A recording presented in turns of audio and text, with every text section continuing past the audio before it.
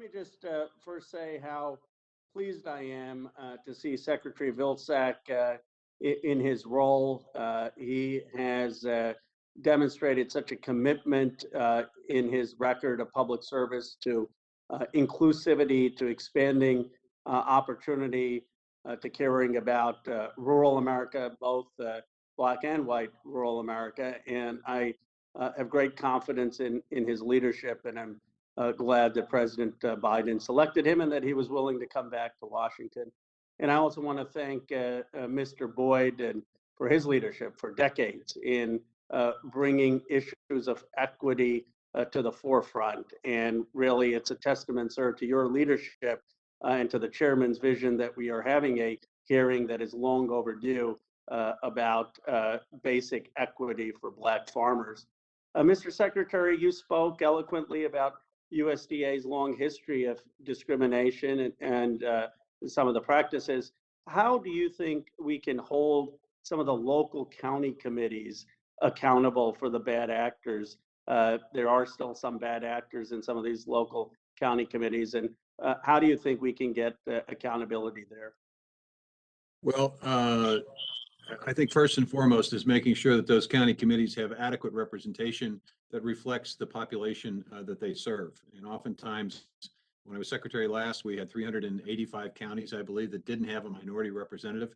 I appointed minority representatives on those committees. So first of all, there's that. And to the extent that people do provide discrimination, I think the point has been well taken. I've taken notes on this. The reality is if we say that discrimination is not to be tolerated and in fact discrimination occurs, then we do need to take disciplinary action.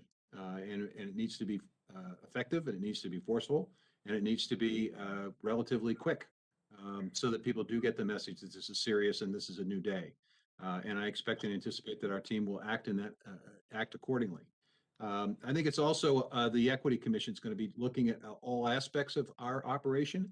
And I suspect that they will be looking at the structure and the basis and the mechanisms by which decisions have been made and appeals will take place and how that operates. And they may make a set of suggestions and recommendations.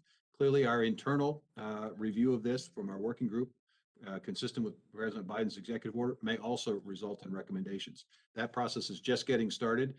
And I want to make sure that that process is able to work its way through the process so that we get the very best recommendations. Mr. Secretary, you've spoken to a number of us on this committee about the importance of technology, about the importance of broadband, biomanufacturing, precision agriculture. And I wonder how you think we can address some of the digital divide and access to technology where the African American community and Black farmers, Black rural South has been excluded from a lot of that technology. And what can we do to help alleviate that? Well, I think first and foremost, making a true, fully funded commitment to expanding access to rural broadband so that in fact the technology exists. In many communities, it does not exist. Secondly, I think it is working again, as we talked about, community building organizations, funding and providing them the resources, extension, land-grant universities, historic Black colleges, et cetera, being able to give them the resources that will allow them to do the training so that people understand, whether it's a small business person or a farmer, how technology can be utilized appropriately. I think it's frankly also basically getting younger people into the United States Department of Agriculture from these areas in the form of internships so that they in turn can go back home and with an understanding of how USDA works and what they need in their rural communities and be able to see if we can create career opportunities for them at USDA in their local communities to be able to solve some of the problems that they know firsthand. It's a combination of that, and I'm sure much, much more. I appreciate that. I've been surprised in just my work how much of our economic development is funded with the U.S. Department of Agriculture, and I look forward to your leadership on that. One question for Mr. Boyd and Mr. Blanding, and thank you again for both of your work. You have correctly testified that Black farmers are still impacted by discrimination, and government payouts are linked to production. Black farmers have had less land, are smaller because of the historical legacy of racism.